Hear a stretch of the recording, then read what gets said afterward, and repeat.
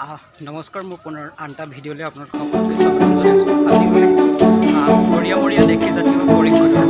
যদি আপোনালোকে মোৰ আগৰ ভিডিঅ'বিলাকত দেখিছে, নিউজ 24 নৰ্থ ইষ্টত আছিলে, তাতে নেকিবুজ্জামান দাক পুনৰ